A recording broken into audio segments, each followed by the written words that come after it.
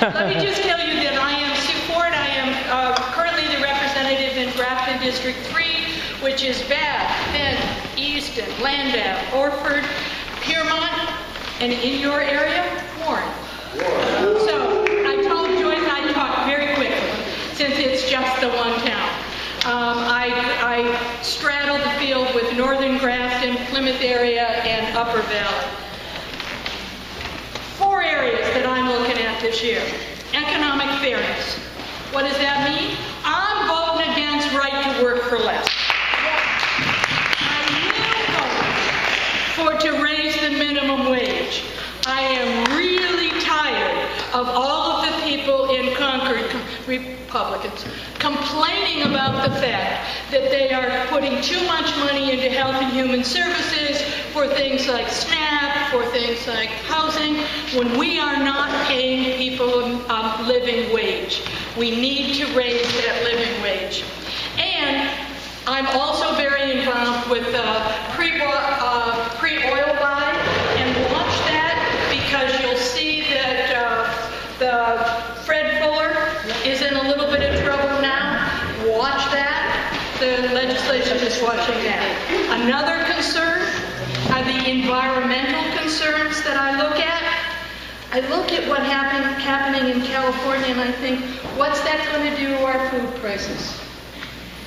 I was nuts about the fact that they could have between 3,000 and 4,000 people show up in New York City for a march, and it didn't make the news.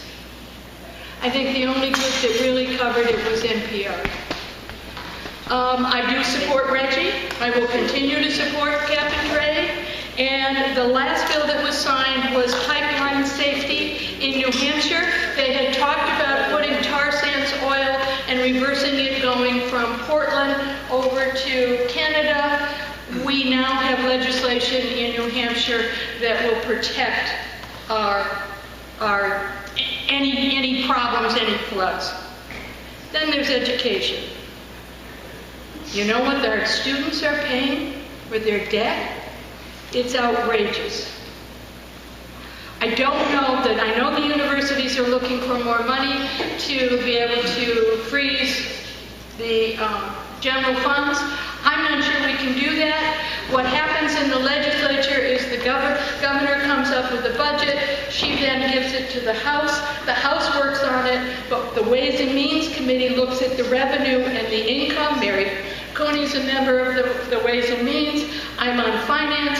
We then go line by line by line and look at what can we afford. And so I'm hoping Mary's committee comes up with a lot of money.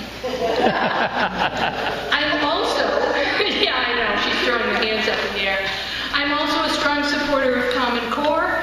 You will see that there are people that are out there that are against Common Core. If you look at the arguments, you need to be aware that most of the arguments against Common Core are against No Child Left Behind. They don't have anything to do with Common Core. I won't take up your time for Common Core. I'll hang around afterwards and be glad to talk to you. And of course, my 4th issue is Northland Pass. It could have been my 1st issue.